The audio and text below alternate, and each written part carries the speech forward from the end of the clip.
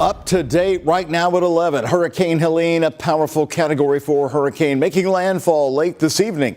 The strong waves you see here battering the Howard Franklin Bridge in Tampa, Florida. Drivers being hit by some of the waves as that water crashes right on the side of the bridge.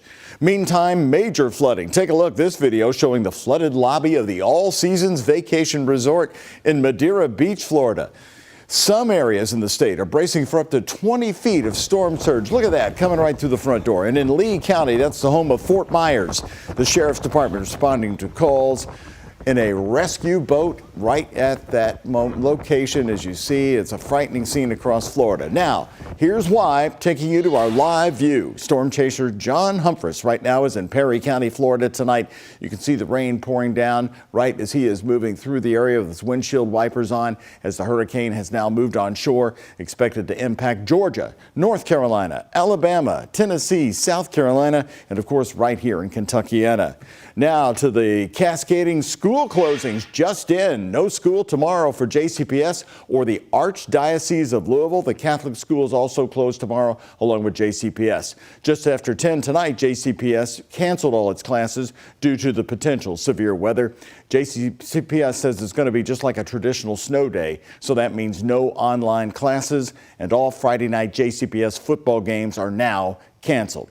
Also closing tomorrow, the University of Louisville classes and offices, plus Bellarmine University canceling in-person classes. In southern Indiana, New Albany Floyd County schools will be closed tomorrow with a makeup day announced later. Borden, Henryville, Greater Clark County, and Silver Creek schools, have all moved to e-learning. They'll have NTI days. Well, Hurricane Helene will soon be streaming this way. Hi, everybody. Thanks for joining us. I'm Doug Proffitt. We're following it for you hour by hour, and the breakdown at the moment. Chief Meteorologist Ben Pine has Helene's current position and the weather impact alert days ahead for us. Ben? Yeah, the storm is now moving inland, Doug, as expected, and right where we expected, the Big Bend area of Florida. It's about 90 miles to the east of Pensacola, Panama City area, and moving to the north very quickly at about 25 miles per hour. Maximum sustained winds, 140. That puts it at a Category 4 hurricane. I do want to make something clear. We're not expecting severe thunderstorms from this system, but we are going to get some just gusty, sustained winds from the overall strength of the storm system. So we could see some wind gusts around 40 to 50 miles per hour. Right now, some steady rain is beginning to move in. The two main impacts, some heavy rain off and on tomorrow, could add up to 1 to 3 inches of rainfall by Friday afternoon, Friday evening. And then, of course, the wind gusts. We do have a wind advisory for tomorrow. The light rain that we have stretching all the way down and wrapping into this very powerful Hurricane Helene. So we do have that wind advisory. It kicks in 7 o'clock tomorrow morning until 2 a.m. Saturday. Some of the wind gusts of 40 to 50 could cause some spotty power outages, especially with the wet ground. Sometimes trees can topple over a little bit easier. We also have a flood watch along and south of the Bluegrass and Western Kentucky parkways all the way through Saturday morning. 2 to 4 inches of rainfall could cause rising rivers, creeks, and streams, and maybe some lowland flooding. So the rain that we have out there now, it's not going away anytime soon. Getting heavier at times, a messy morning commute for your Friday, a washout as the rain continues tomorrow afternoon. During the afternoon and evening hours is when we expect the winds to be the greatest. So definitely a weather impact alert day for tomorrow all day with the heavy rain and those strong winds. So watch out for any tree limbs that might come down in some of those 50 gusts. Grab all that rain gear. Be very attentive and careful when driving out there. Might have to hold that steering wheel very tight tomorrow afternoon and tomorrow evening especially, and grab that WHAS11 app as well with your interactive radar and some more weather tools and notifications right there. We'll plan out more rain all the way through the weekend as well, as the storm's not going anywhere, Doug. All right, great reminders and perspective there too, Ben. Thank you. Metro Louisville is preparing our streets for the rains of Helene. MSD crews have been out clearing the sewer grates today, getting ready for the steady rain and the heavy downpours that will blanket the region all day tomorrow. They say once the rain starts, the debris could actually clog the drains again and then push the water back out onto the roadways. They're reminding you to avoid driving through flooded roadways. Always remember that saying, don't drown, turn around. Well, with tomorrow a pretty much guaranteed washout, one huge public event isn't blinking. Louder Than Life crews say they are ready for heavy rain, rock and roll. And the Louisville mayor kicked it all off tonight, 10 years of the concert, by smashing a guitar on stage.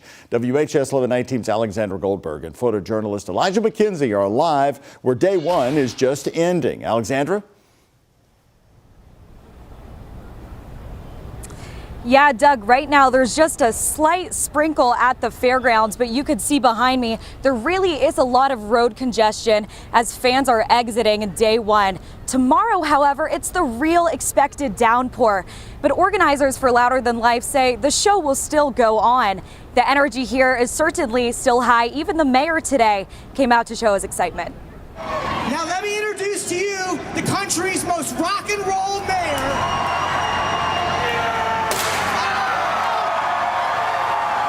Craig Greenberg taking only one try to fire up the rock and roll crowd.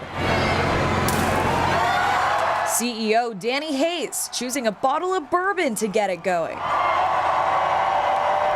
As a sky of gray clouds crept in, a new side of Louisville Mayor Greenberg crept out. And one more thing needs to be broken. It is Louder Than Life.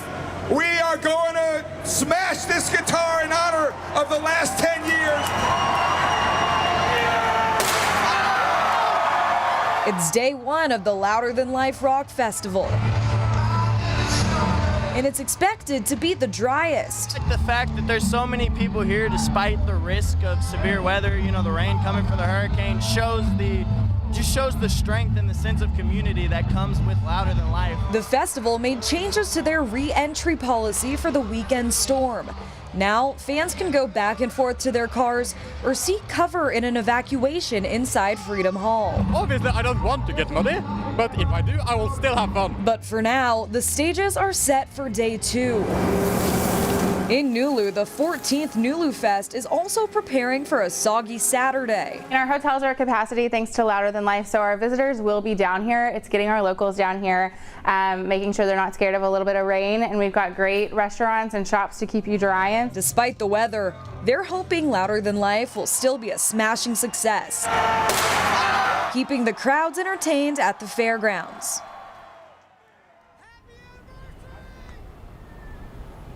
Well, we learned yesterday that the event will only be evacuated in case of lightning within an 8-mile radius or heavy winds. The organizers do say that the show will still go on. Just be sure to bring an extra change of clothes. Live in Louisville, Alexandra Goldberg, WHAS11 Night Team on your side. All right, Alexandra, thank you very much. One more time, can we see the mayor smashing that guitar? Well, it's nice to have some levity tonight with all the serious news. And Louisville's top emergency leader, Jody Myman, says the Louder Than Life folks will make it very clear on stage and elsewhere if an evacuation is needed. Attention to the communications from the producer, because there may be things that change throughout the day. Know what the weather, what the warning signs are going to be. It's all on the app. Know what when they tell you to do something. Know where, if there's a potential evacuation, know where to go, know what to do. Lightning will certainly be one reason if it were to happen. Again, Freedom Hall will be used as a shelter if the weather turns into something more than just heavy rain. Now's the time to download the free WHAS11 app before the rain and the high winds arrive. You can scan the QR code that you see right now on your screen if you like, or just go ahead and download it from your favorite app store. More local news on the night team. The first medical marijuana business license has now been officially awarded in Kentucky. Governor Andy Beshear giving the honor to a laboratory. KCA Labs in Nicholasville, Kentucky. That's Central Kentucky will be tasked with testing products before being offered to patients. Beshear called it another step toward ensuring that Kentuckians have access to safe products when the medical marijuana program officially launches in 2025. I love that the first license is going to an entity that helps us do this safely. Our Office of Medical Cannabis has established strict regulations, and safety compliance facilities like KCA will guarantee all Kentucky cannabis is held to the highest medical standards. Kentucky will use a lottery system to award initial licenses to businesses wanting to sell, process, or grow medical marijuana. That lottery is going to be held on October 28th. We've got new information on the fire that happened inside the parking garage of the Muhammad Ali Center last week. WHAS11 News learned today from the Louisville Fire Department that arson investigators are now leaning toward calling that fire suspicious. A pallet full of spare tiles was on fire at 2 in the morning on the second floor of the garage. Today, Donovan Sims of Louisville Fire told me arson investigators are reviewing cameras from other parking garages in downtown locations. Ali Center CEO Devon Holt was on with us today at 5:30.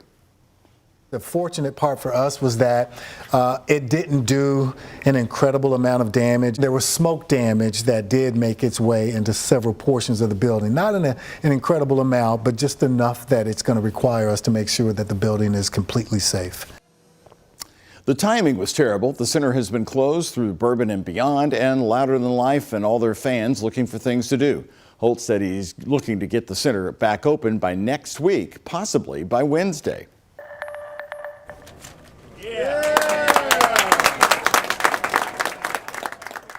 A big day today as Simmons College of Kentucky here in Louisville cut the ribbon on its first new residence hall in over 100 years. The school president, Dr. Kevin Cosby, says the new dorms will give students a modern, accessible housing option right on campus. Simmons is looking to the future with a $2 million donation from Winston and Alma Pittman. It is because of them that Simmons College is being fueled to take our city and our nation to unprecedented levels. Simmons says in the future they'll add even more student amenities, facilities, and academic spaces.